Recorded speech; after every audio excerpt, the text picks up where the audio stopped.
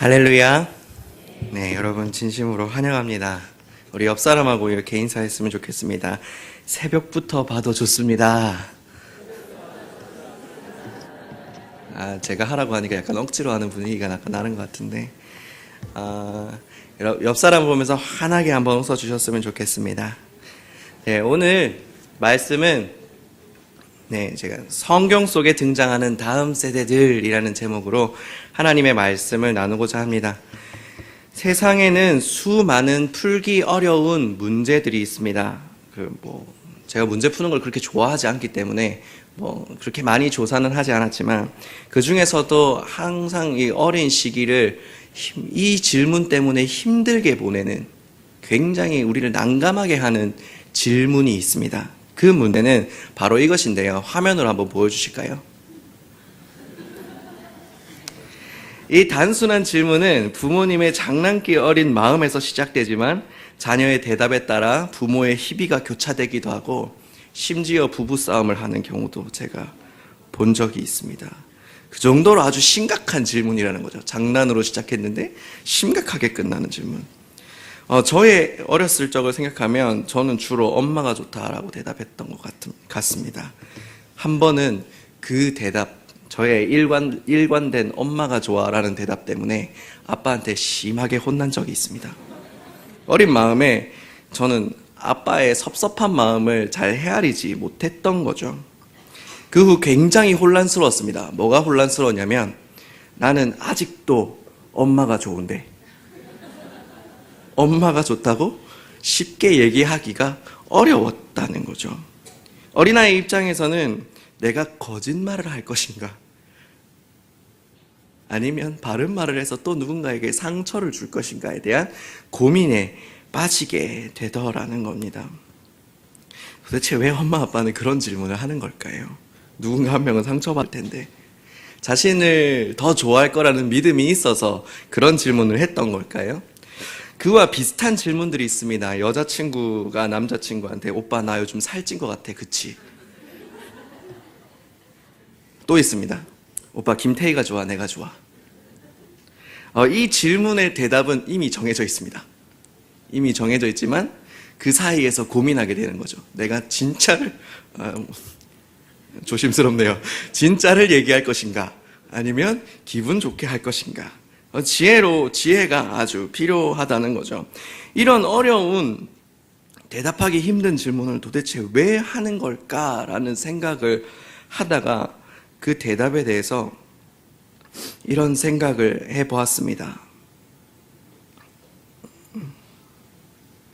그것은 기대가 아닌가라는 생각을 해봤습니다. 질문하는 사람의 기대. 저는 그 이후에 나이가 조금 먹다 보니 노하우가 생겨서 엄마가 좋아, 아빠가 좋아라는 끊임없는 질문에 대해서 나는 하나님이 좋아요 라고 대답했었습니다.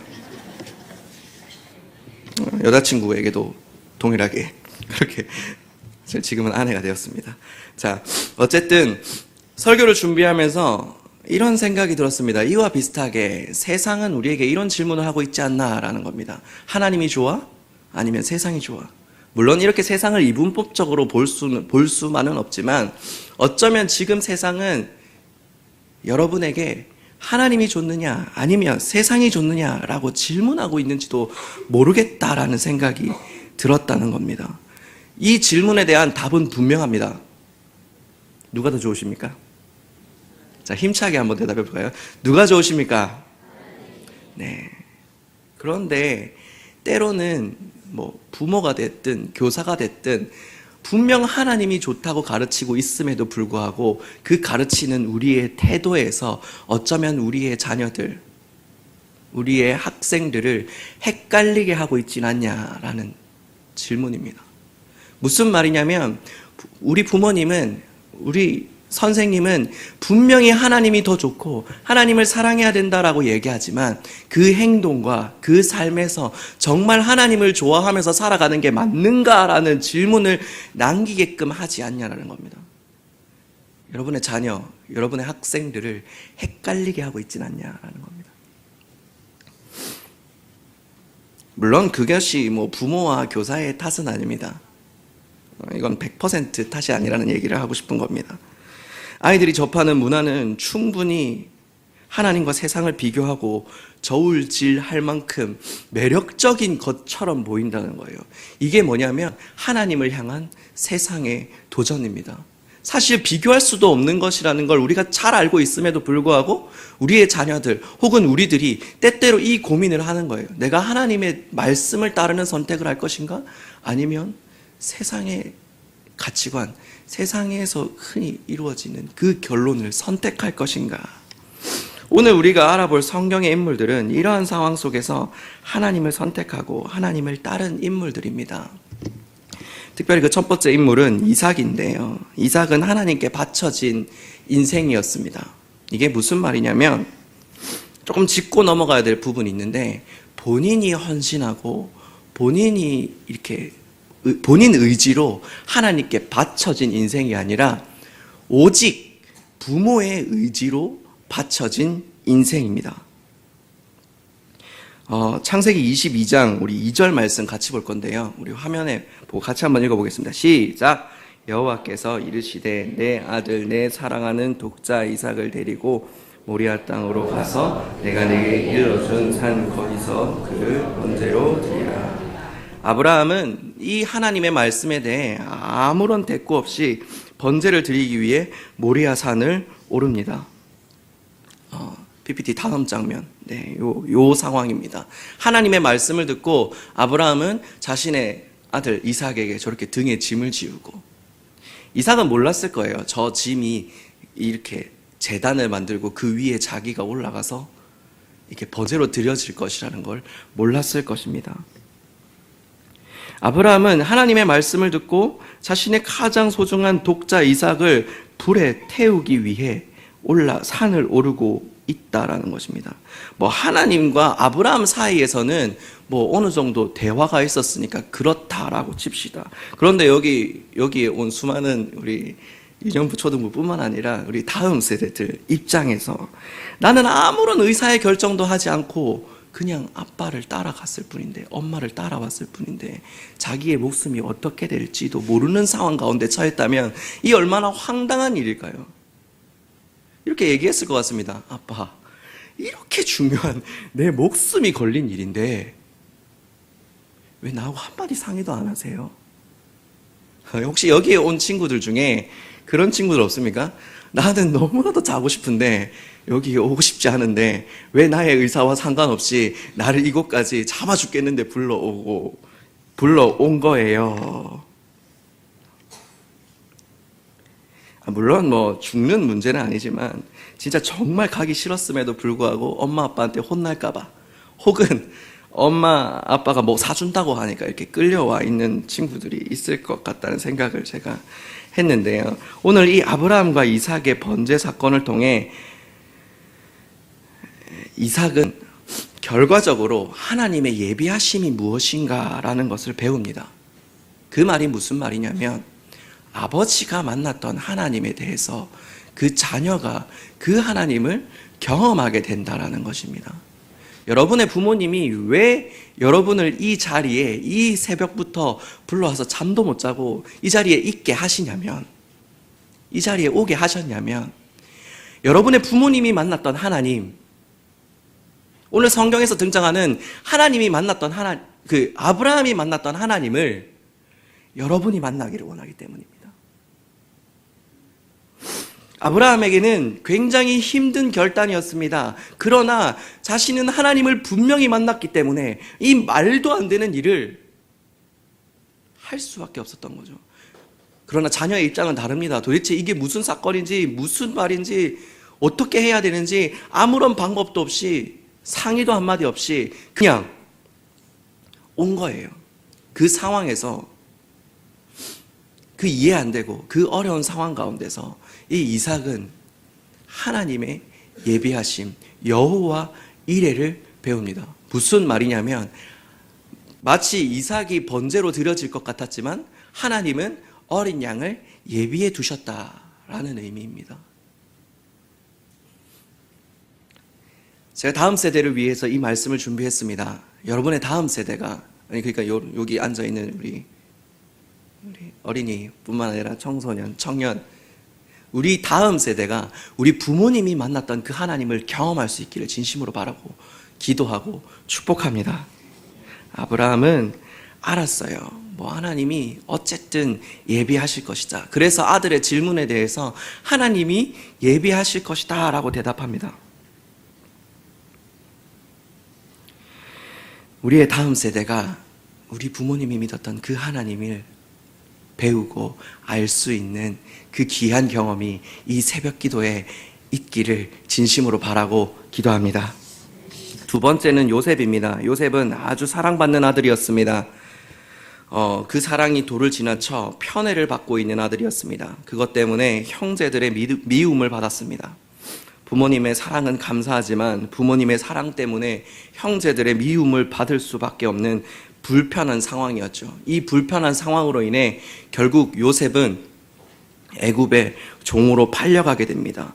형들이 나쁜 사람처럼 보입니다. 그러나 사실 진짜 잘잘못을 따지고 보면 그 기원을 쫓아가다 보면 부모님이 그렇게 자녀들을 편애하지 않았다면 요셉이 팔려가지 않았겠다라는 생각을 할 정도로 이 요셉의 인생은 때로는 불행해 보이고 불편해 보이는 것이 사실입니다.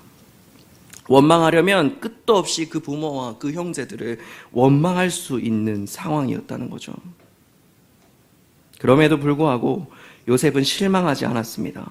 포기하지 않았습니다. 최악의 상황이 보이는데 그것을 포기하지 않고 계속 붙잡고 갔습니다. 무엇을 붙잡고 갔느냐? 그것은 따라합시다. 꿈. 하나님의 꿈.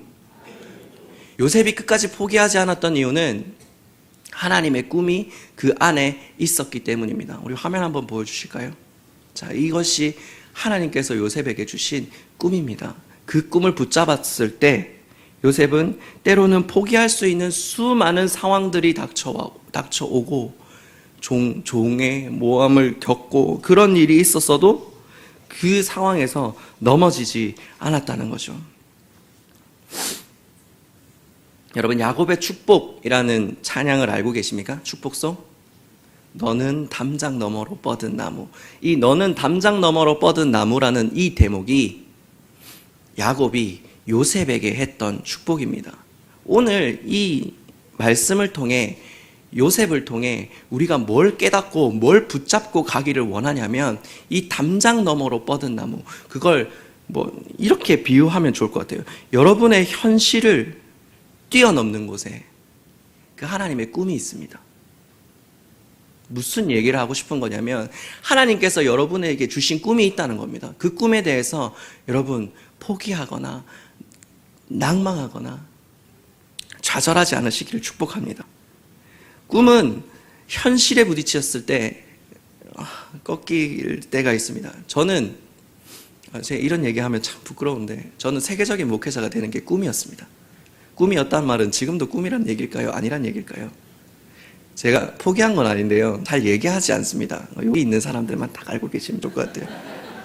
왜 제가 이 얘기를 잘 하지 않느냐면 제가 영어를 잘 못합니다. 되고 싶다기보다 참 세계적인 목회자가 되는 것이 하나님의 꿈인지부터 먼저 질문해야겠죠. 그런데 어쨌든 그 꿈을 제가 자랑스럽게 얘기하고 다니는 저의 앞길을 마치 가로막는 것처럼 보이더라고요. 여러분, 여러분에게 주신 하나님의 꿈, 그 꿈은 현실과 만났을 때 생각보다 많은 순간들고 좌절하고 포기하게 만들 겁니다.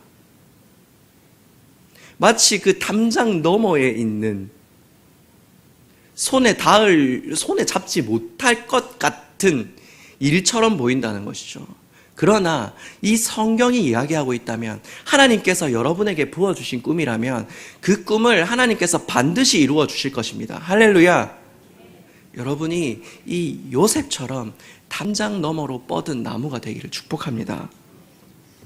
말씀을 마무리하겠습니다. 세상은 이렇게 얘기합니다. 네가 알고 있는 게 다가 아니야. 더 좋은 게 많아.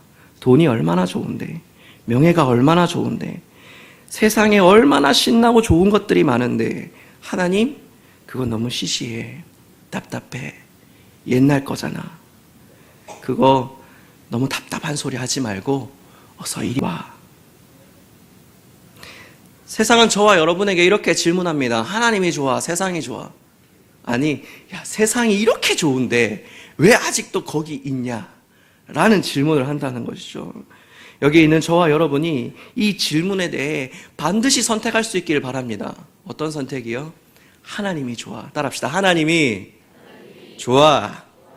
그런 선택을 할 수 있는 저와 여러분이 되기를 축복합니다. 그리고 우리 부모님이 만났던 그 하나님을 바로 다음 세대인 저와 여러분이 만나는 그런 세대가 되기를 축복하고, 여러분이 어떤 어려움과 힘든 환경에 있더라도 그것을 뛰어넘는 하나님의 꿈을 꾸는 저와 여러분이 되기를 진심으로 축복하고 기도합니다. 기도하겠습니다. 사랑이 많으신 하나님 아버지, 참으로 감사합니다. 세상은 우리에게 끊임없이 질문합니다. 하나님을 선택할 것인지 아니면 하나님 아닌 것을 선택할 것인지. 그러한 유혹 앞에, 그러한 시험 앞에 우리가 흔들리지 않고 하나님을 선택할 수 있도록 우리를 지켜 주시옵소서. 때로는 이 세상의 유혹과 시험 앞에 우리가 꾸고 있는 하나님의 꿈을 포기하고 좌절할 때가 너무나도 많습니다. 그 모든 상황 가운데서 그 꿈을 지켜주시고 우리의 믿음을 지켜주시옵소서. 감사합니다. 살아계신 예수님의 이름으로 기도드렸습니다. 아멘.